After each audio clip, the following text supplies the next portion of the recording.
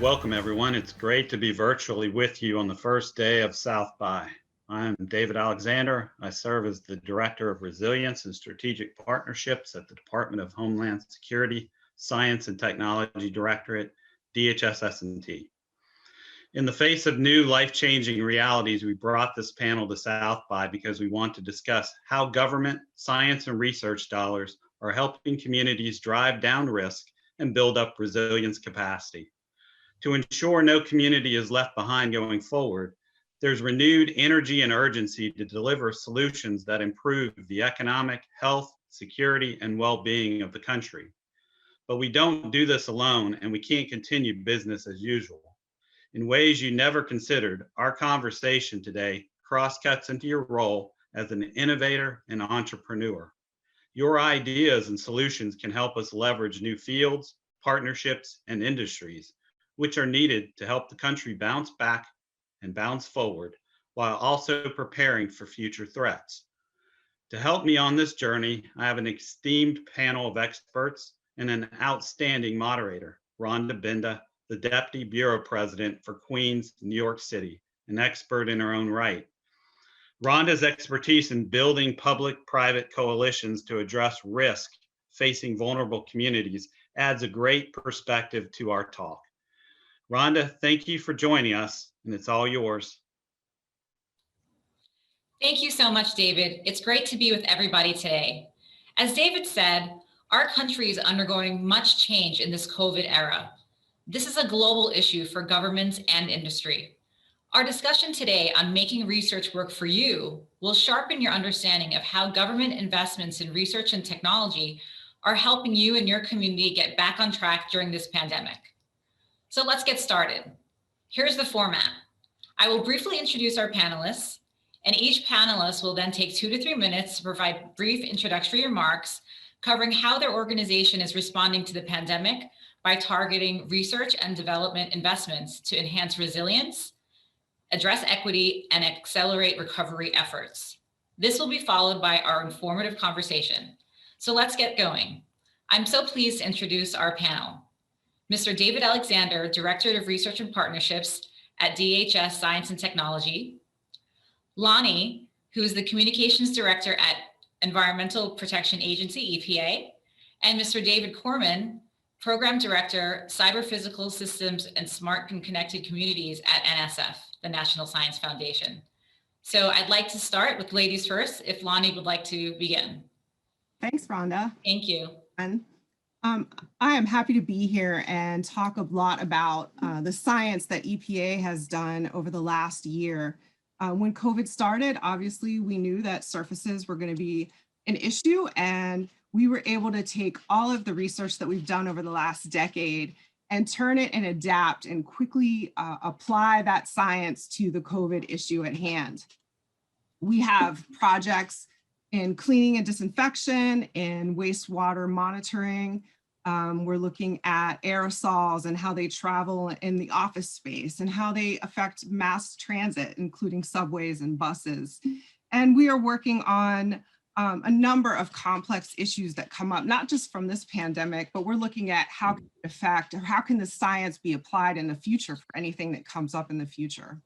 So we have thousands of awesome scientists at EPA, and they're all working on these projects, along with other projects like perfluorinated chemicals and lead in drinking water, and even what are the impacts of climate change over the long term. So that's what we're working on at EPA. Thanks, Rhonda. Thank you. We'd love to hear from you, David. Thank you, Rhonda. So I'll just start by giving a little bit perspective on DHS-S&T. We are the research and development arm of Homeland Security. And to just put that in perspective, when we think of Homeland Security, we mean the first responders, public safety officials, TSA and other law enforcement agents, infrastructure operators, and FEMA disaster teams. Really all the men and women who work every day to keep our community safe and secure. So the pandemic really has really hit home for DHS-S&T. It's really brought some of the best out of our R&D investments and ecosystem, but it's really stretched us to think differently about how we collaborate with non-federal partners. We've really looked to accelerate and streamline our processes for actionable R&D and generate faster outcomes. And that's been done by expanding our public, private, and international partnerships, really recognizing that disasters do not respect borders and that breakthroughs can come from unexpected places. We've also pushed towards more civic innovation with other partners to get more quickly from the lab to the street, really grow more trust in our science, build more robust evidence bases to support decision making, and more quickly determine what works and what doesn't. And some of the fruits of that research are we've developed and compiled a master's question list on SARS-CoV virus that synthesizes the best known science. We've also shared that with thousands of medical practitioners and conducted exposure testing on personal protective equipment and common services, as well as developed some tools to help facility operators to calculate surface decay so that they can ensure that their facilities are open and healthy. We are also partnering with other agencies in the private sector to develop standards and sensors for wastewater-based detection, which some of our peer agencies here are also partnering with us on that. So that'll give you some idea of just the breadth and diversity of the research that we're trying to lean forward on to really support that broad set of Homeland Security stakeholders. Thank you very much for that overview. We'd love to hear from you, Mr. Corman. I'm David Corman. I'm a program director from the National Science Foundation, an independent federal agency created by Congress in 1950. While NSF is known more for our longer-term foundational research, we're an agile organization and have demonstrated an ability to rapidly pivot our research with focus on science and technology that has an impact on today's pandemic challenges, supporting resilience, equity, and accelerated recovery.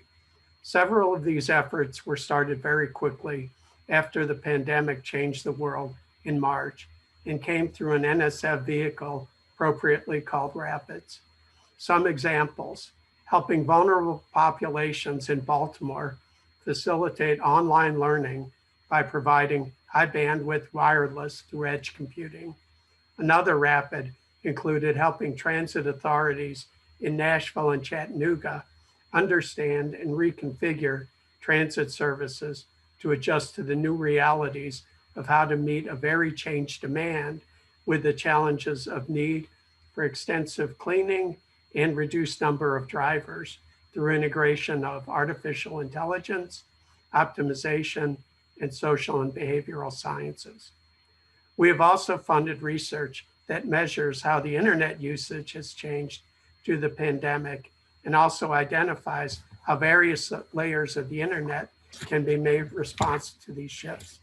And finally, NSF has also created a virtual organization appropriately called Prepare that serves as a collaboration site for researchers and others on how science and technology can impact pandemic resilience. It enables sharing of data from multiple communities and research organizations. Finally, I lead several important programs at NSF, Civic Innovation Challenge and Smart and Connected Communities that address the challenges of pandemics and resilience on a longer horizon. More about these later. That was really great. Inspiring work. Thank you. So now for some questions. We all know the pandemic has taken such a toll on so many of us, and we're being forced to adapt to new realities, unknowns. Especially here in Queens, we've experienced so much loss of family, of friends, of jobs, and as a result, disaster fatigue has become a real challenge for citizens and business community.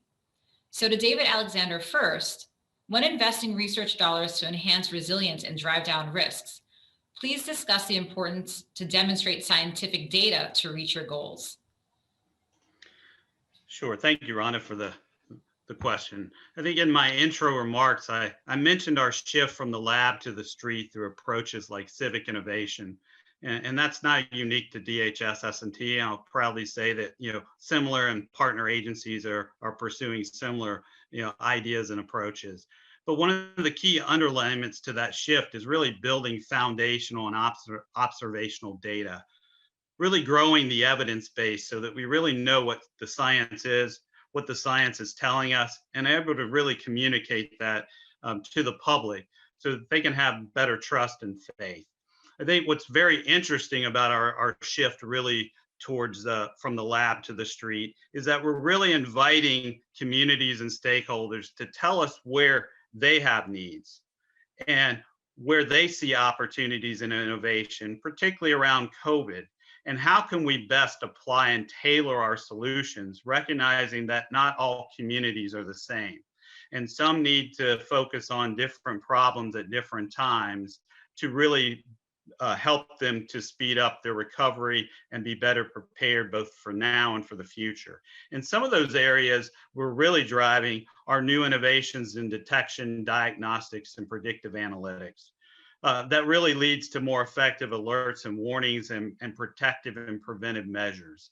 Of course, we can all recognize that if you start detecting and diagnosing things, that you're really building a body of knowledge, both a body of knowledge around the science that supports decision making, as well as establishing current and sound data to inform the new policy and decision making. And on top of that, we aren't limited to just focusing on the pandemic. We have a lot of other disasters and risks that are occurring coincident to the pandemic. So we've also doubled down and really accelerated our investments in understanding compound events and cascading impacts. Holistically, that comes down to, we can't just do research. We also have to document and catalog that research, and we have to be able to communicate that research by evidence, sound evidence, and in terms that the public can understand so that they have that trust and faith in the science that we're performing. Excellent, excellent. Would Lonnie or David like to expound and talk about the role of ground truth in detecting and anticipating threats? Sure, I'll weigh in here. I'd like to add on to what David said.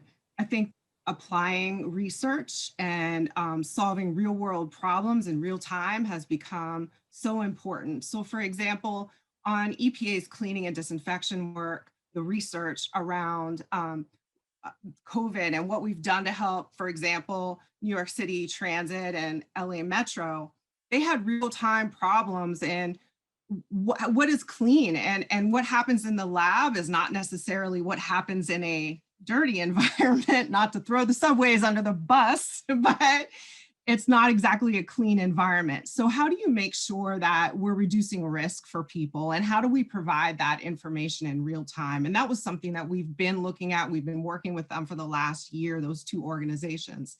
And then on the flip side, we've also been working with the state of Ohio on our wastewater monitoring. We came up with a pilot program with the state, the Department of Health, and we were looking at how do you determine what amount of virus is in the wastewater, and can that help the state determine what communities need resources and when they need them, and help them guide that so that everybody's kind of using the resources in a way that makes sense. They could put testing in those communities where we're seeing high levels in the wastewater.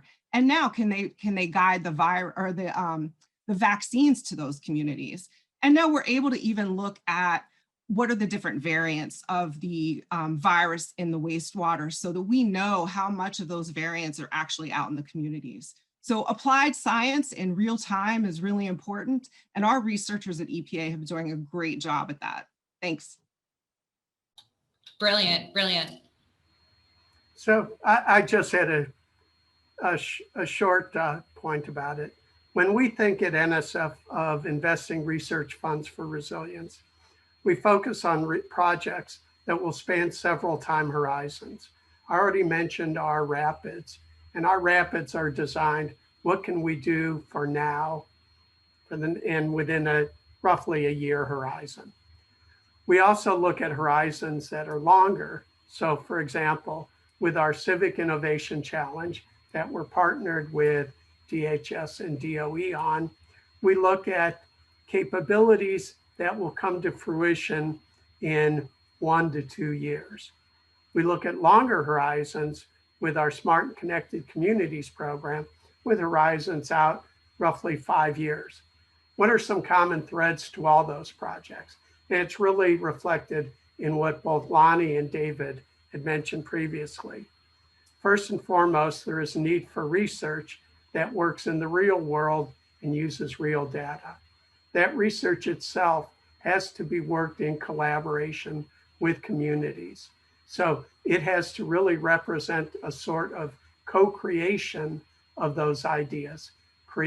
Co-creation, meaning it's not simply an academic push of ideas into the community, but really a focus in which the community impacts the ideas that are that come from universities and other research institutions. Second, there is also a need for us to be able to share data that comes out of our research, both from the human side, the results of the experimentation, and be able to share that with individual communities and across research projects. And what we want to be able to do is create a thriving community that can build new applications and capabilities using real world data that's shared that can enable us to drive down outcome risks, and improve our research responses. Excellent, so excellent. So I want to move now to talking about some of the tactics for saving costs, driving efficiencies, connecting globally. And we all know that we're investing heavily right now in automated and mobile technologies.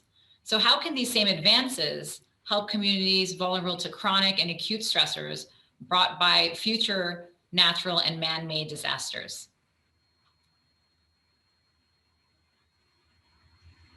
So why don't I jump in here? This is David Alexander.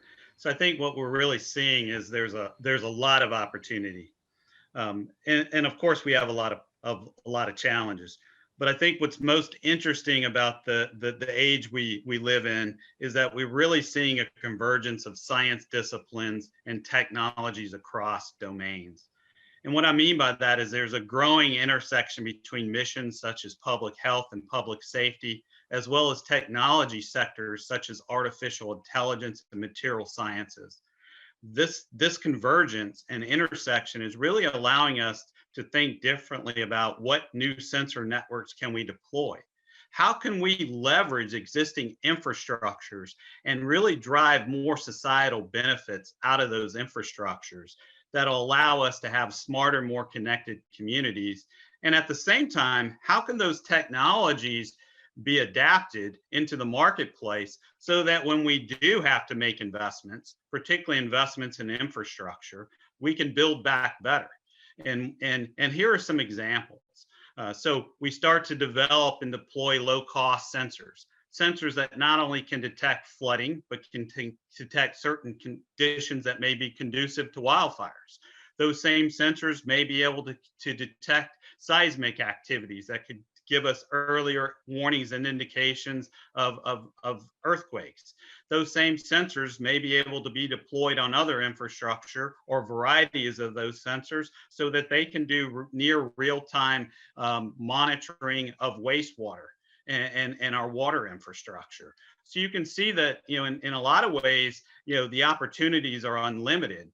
But at the same time, the benefits are exponential because not only are you speeding up the detection, which gives you more time to do preventive measures, which makes people safer, but you're also experimenting with those technologies to develop new materials so that when we do have to build infrastructure, it now lasts not just 10 or 20 years, it really lasts 50 to 100 years.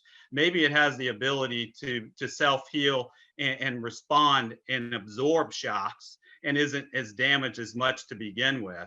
And then if you think of personal protective equipment as my last point, think of personal protective equipment as having the ability to potentially do self-cleaning type activities, just like you're starting to have fabrics that will respond to cold versus respond to heat. So I think that's what you're seeing as a really, if you're interested in STEM, and you're an innovator out there, you can see that there's so many opportunities for you to put your ideas forward and really work with agencies like us that could have huge payoffs, not just to you as a corporate or business entity, but really society at large. That's incredible. So that's great. And so I'd love to hear more ideas on reducing risks and making societal impacts. What are the disciplines that we should be thinking about engaging and leveraging new ideas and capabilities from?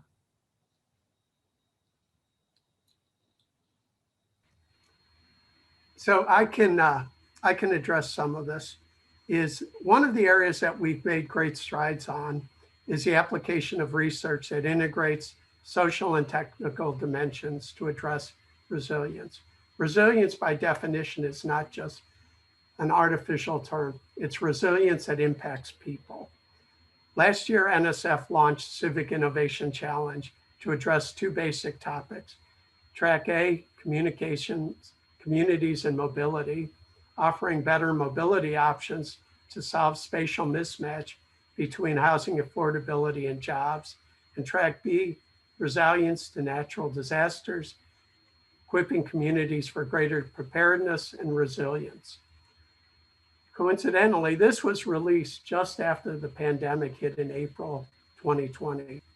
Working with our federal partners at DHS and DOE, we recognize that as April and May came, the pandemic has had an impact that convinced us of the importance to include the pandemic itself as an important driver for resilience that spans both areas, both mobility and resilience, and has pushed our funding of projects that will help communities respond to COVID in multiple sectors and provide resilience to future pandemics.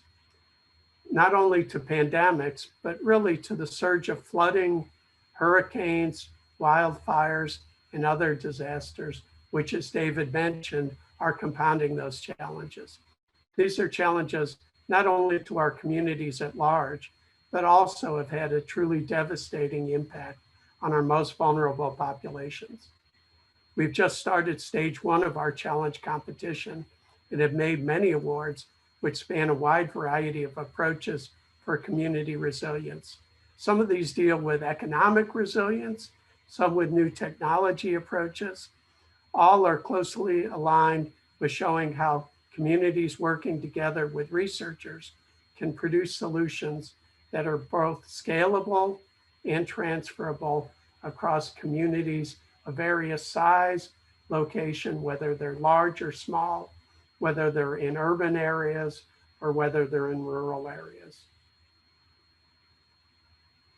And I'll jump in here, Rhonda. I wanted to go back a little bit and talk about technologies, because when we talk about disasters or cleanup, like those things don't happen just in, one area, like, oh, it's a concrete little space. There's concrete and grass and all kinds of different surfaces that you have to think about. We look at like, how can we use technology to sample in a large area? So we've looked at like the Roomba, for example, the vacuum to sample for us when, manpower, you don't always have enough people to sample large areas, or maybe it's so contaminated you don't want to send people into it. You want to send some kind of machine to do it. So we're looking at all kinds of technologies to help us do better in cleaning up from disasters. We're looking at water sensors and air sensors from a toxicity perspective, from what kind of contaminants out there.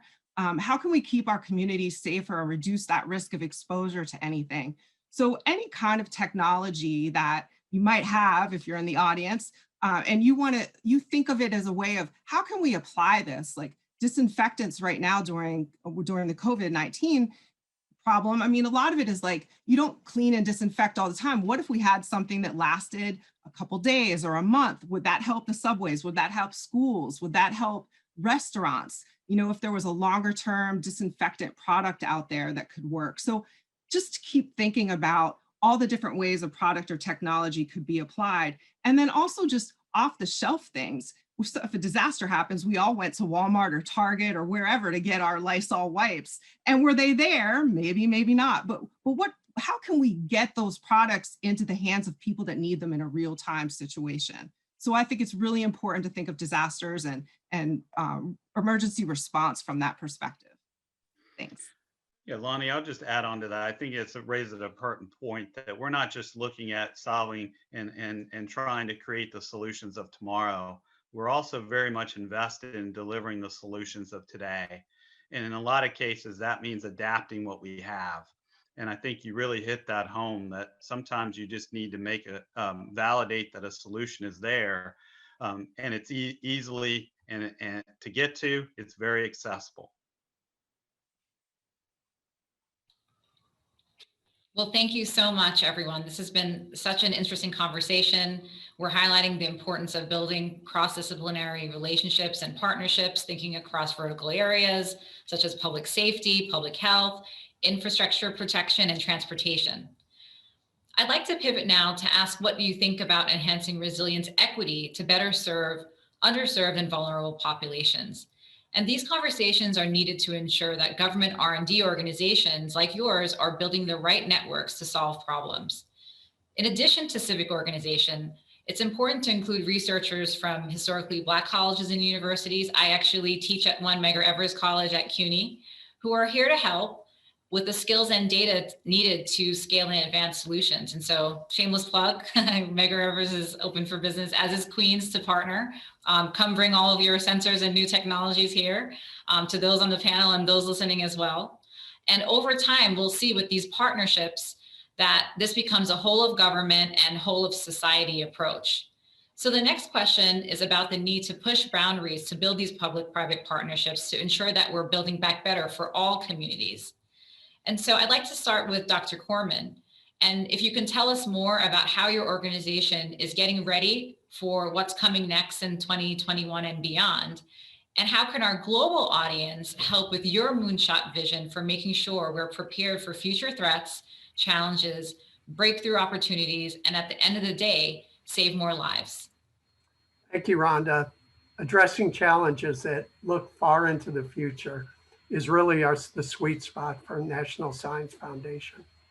We fund research that addresses challenges of today, tomorrow, civic, and the future, smart connected communities, and addressing challenges 5, 10, 20 years out.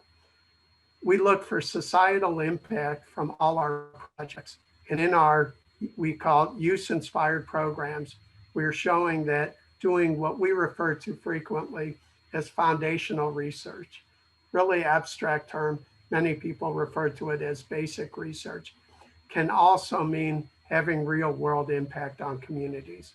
Many of our projects look beyond today's state of practice to beyond what is in people's vision for the short term, including challenges that adversaries, nature, and pandemics may bring in the future. We look for ideas that will solve problems both of today as well as 10, 20 years out.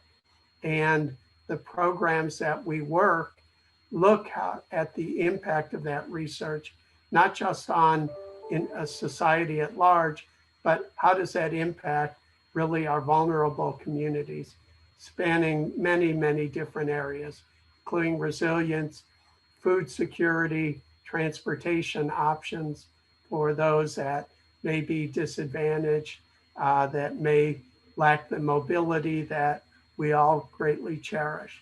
So we look for ideas from the ground up, and we truly solicit ideas, not just coming from those that are in academia, but partnerships that are brought together by academia with their communities, either their civil, local, state, regional governments, or frankly, down at the neighborhood level, at the community organizer level.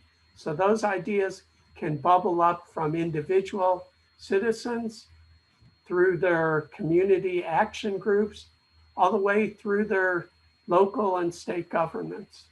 And great ideas come through us through those means, as well as ideas that then have an immediate way to turn into action. Thank you, Dr. Corman. We'd love to hear, how can the audience help you from our other panelists? Sure. So I think there's a lot of ways that the audience can help us. One is that, they should engage, right? We have a lot of opportunities. We have a website. We do a lot of announcements. We participate in a lot of venues. So really the marketplace of ideas is driven not just by diversity and inclusion, but also engagement. If you don't engage, it's the old adage, if you don't play, you can't win. So we really encourage that. I think second is, it's not so much of a radical idea, but I think from a broader perspective, we need to recognize that innovation is not always a straight line, but it's almost always built on a solid foundation.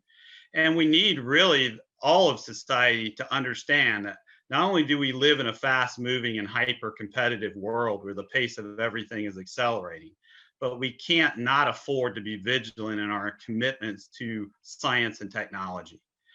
If we don't explore the unimaginable, then we can't really solve some of the most complex challenges of our age. And sustained and strong investment in R&D are worth more than their initial cost. They have been shown to have tremendous spillover effects and societal benefits. Some of the things that we've accomplished during COVID have been built on long-standing R&D investment. At the same time, the fact that we have such a vibrant and competitive private sector, particularly technology sector, has allowed us and enabled us to, in many cases, make tremendous leaps forward at a pace that we never imagined. So I think what my key takeaways here is that in adapting, we also have to engage, and we have to recognize that there's more to innovation than just the science. It's a two-way street. There's those that are going to use the science and those that are going to create the science, and we can both learn together to produce those outcomes. Thank you, Dr. Alexander. I think that's a perfect segue to EPA, who works very closely with innovations and technology that have so many positive externalities outside of economics. Yeah, I think that I agree with David wholeheartedly. Engaging is everything, right? And taking that science and being able to apply it in our communities, that's what I work in the Center for Environmental Solutions and Emergency Response. And all of our scientists work on applied research from, lead in drinking water. There's a problem all over the country. It often affects underserved communities more than others. The perfluorinated chemicals, same thing. That's all your non-stick and all the fun stuff in the PFAS you've heard probably a lot about. And even now, like if we can take those technologies that we've learned about, as simple as things you can find in Home Depot, and be able to share them with the communities and give them quick solutions to disasters or any kind of environmental contamination. That's what we're really trying to do. So engaging with us and letting us know what technologies you have and what we could possibly use and in what kind of situation, that's always helpful. And we look forward to working with you. Well, thank you all. I want to give you 1 minute to share with the audience, what is your quick takeaway from today's panel? I think my key takeaways for the panel is that what you probably heard is that our agencies are becoming more imaginative and adaptive in our R&D. And we're really embracing and working more and more with the private sector in achieving our goals. I think this recognizes the significant role and opportunity the private sector plays in 21st century innovation, that they're not just a beneficiary of government-funded R&D, but also a driver. And it's very important for us to recognize that we're all starting to pursue cross-agency, cross-disciplinary, and cross-partner collaboration. Well, that's great to hear. That's great to hear from someone on the local level now. And looking forward to that partnership. Lonnie? Yeah, I'll jump in. So I think the key takeaway here is that we need support for science. Science is important, right? We need the support out there. And, You know, the work that we've done today has been built on a strong foundation. You know, a lot of the science that we use to apply to the COVID situation, we started after 9/11 with the anthrax situation. We've partnered with DHS for years to build a breadth of expertise in biological and chemical and radiological contamination and disasters and flooding and hurricanes and all of that. So support science, and that's my biggest takeaway, and know that EPA is here to help. And you know, our mission is to protect human health and the environment, and that's what we do every single day. Our scientists are constantly working to provide environmental solutions to our communities across the country. So thank you for supporting us. Thank you, Lonnie, for all you do. Dr. Corman? Thank you. I wanted to give a couple of takeaways. So first, thanks for the opportunity to talk about some of our exciting programs and share some of our experiences with you. It's important to note that we in government truly do collaborate to bring the best of research to reality. We're attacking some of the toughest problems that we have seen, and problems of resilience to natural disasters, life in a pandemic environment, and the reality now that we're almost creating a new normal, which includes a very different lifestyle and the compounding effects of climate change. We look to build new and creative ideas built with solid research and communities. So to our audience, we want you to bring us your new and creative ideas so that we can look at these, see how they can work within the space of our programs and have impact in our communities now and in the future. Thank you, Rhonda. Thank you, Dr. Corman. And I think that Queens will be entering into your next civic challenge. So inspiring, all the opportunities that you've opened us up to us in the audience at South by Southwest. And I want to thank you for this engaging discussion and turn it back to Dr. Alexander for a brief update from our USG partners. Thank you. Great, thank you, Rhonda. So thank you all for joining us today. It's important for us to be clear with you so that you know where you fit in. I think we've attempted to show our vision, share a little bit about our new structures, give you some insight into where we're making investments, and to highlight some of our key goals and initiatives that we have underway. So please visit the South by Southwest resource page we put up to support this session to find out more about our panelists and their organizations, as well as to find out more about some of the research that they've discussed and shared with us today. You'll get a better sense of who the speakers are and how they're working across government and industry, as many of them mentioned, to tackle some of our toughest and biggest challenges of today. So on behalf of Rhonda Bender, Lonnie Mattis-Curry, David Corman, and myself, David Alexander, thank you for joining us, and enjoy the rest of Southwest